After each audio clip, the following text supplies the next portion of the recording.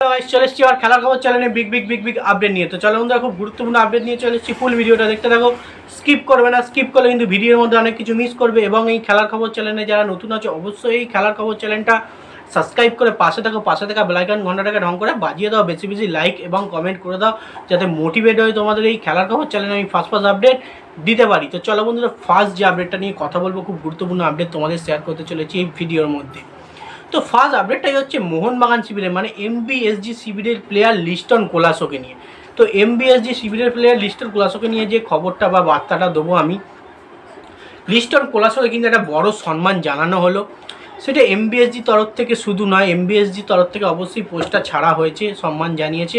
এবং মার্কাস মার্কুলাও কিন্তু একটা পোস্ট ছেড়েছে লিস্টন কোলাসোর পোস্ট, মানে সেখানে কিন্তু বোঝানোই যাচ্ছে লিস্টন কোলাসোকে সেরা সম্মানটা দেওয়া হচ্ছে। এবং লিস্টন কোলাসোর যে ফুল সিজন ছিল, আগের মরশুমে সেরা সিজন ছিল, সেটা কিন্তু ছাড়া হয়েছে।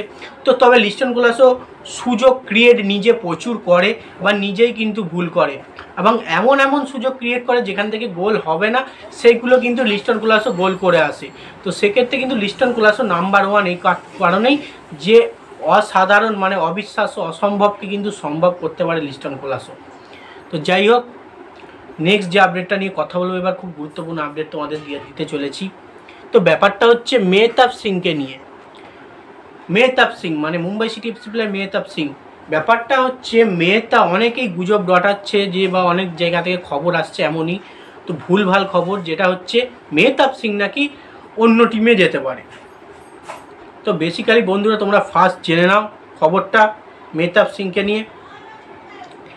মেহতাব সিং যদি কোনো দলে যায় ট্রান্সফার উইন্ডোতে, সেটা কিন্তু মোহনবাগান ছাড়া আর কোনোটাই নয়।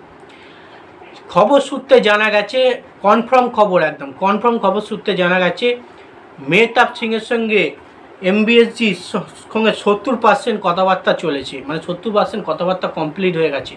বাকি 30% কিন্তু স্টপ রয়েছে, মানে 100%-এর মধ্যে 70% কথাবার্তা হয়ে গেছে, বাকি 30% স্টপ রয়েছে।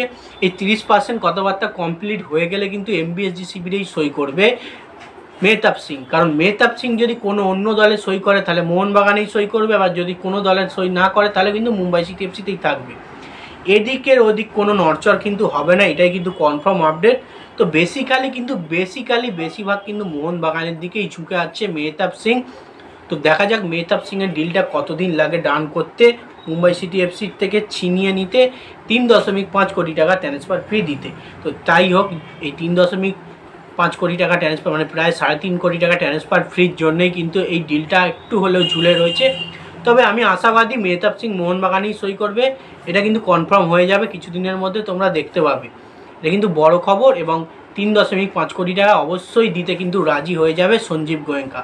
সঞ্জীব গোয়েঙ্কা যেহেতু আছে মোহনবাগান দলের সঙ্গে, কিন্তু কোনো রকমই অসুবিধে হওয়ার কথা নয় এমবিএসজি শিবিরে।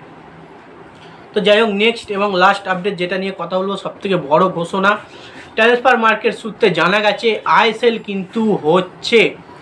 এমনটা খবর যে এআইএফএফ এর কাছ থেকে একটা বড় ঘোষণা এসছে। এআইএফএফ কিন্তু জানিয়েছে তারা কিন্তু আইএসএল মানে করবে, মানে আইএসএল যে পুরো বন্ধ হয়ে যাচ্ছে, আইএসএল যদি বন্ধ হয়ে যায় তাহলে কিন্তু প্রচুর পরিমাণে এআইএফএফকে ঝাড় খেতে হচ্ছে, ঝাড় খেতে হবেও।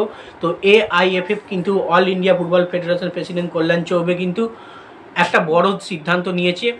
সে কিন্তু নতুন করে আবারও রেজিস্ট্রেশন করানো হলো। প্রায় 10 বছর আইএসএল দেখার জন্যে পুরোপুরি সব কিছু জিনিস এমআরএতে নতুনভাবে সই করা হলো। এমআরএ সই প্রায় 2025 থেকে 2036 বা 35 অবধি কিন্তু আইএসএল তোমরা নিশ্চিন্তে দেখতে পাবে। নতুন করে আবার কিন্তু সূচি করা হলো এবং নতুন করে এমআরএ সই করা হলো, যাতে আইএসএল নতুন করে করা যায়। কারণ অন্য কোনো যে লিগ আছে এএফসি, সেসব এফএসডিএল এর দিকে দিয়ে আইএসএলটা কিন্তু সবথেকে ভালোভাবে যাতে হয়, সেক্ষেত্রে এআইএফএফ কিন্তু মানে ভারটা নিয়েছে। তো সেক্ষেত্রে কিন্তু আবারও নতুন করে এমআরএ সই হয়েছে। তো খুশির খবর, সুখবর, আইএসএল কিন্তু হচ্ছে। সব কিছু জল্পনা কল্পনা হয়তো কেটে যাচ্ছে। তো দেখা যাক পুরোপুরি কনফার্ম কতদিন লাগে হতে এই জিনিসটা, কারণ আইএসএল সেপ্টেম্বর থেকে হওয়ার কথা ছিল, সেপ্টেম্বর থেকেই হবে। এই আপডেট ছিল। ভিডিওটা যদি ভালো লাগে লাইক কমেন্ট শেয়ার সাবস্ক্রাইব করে পাশে থাকো। চলো বন্ধুরা, বাই, নেক্সট ভিডিও দেখা হচ্ছে।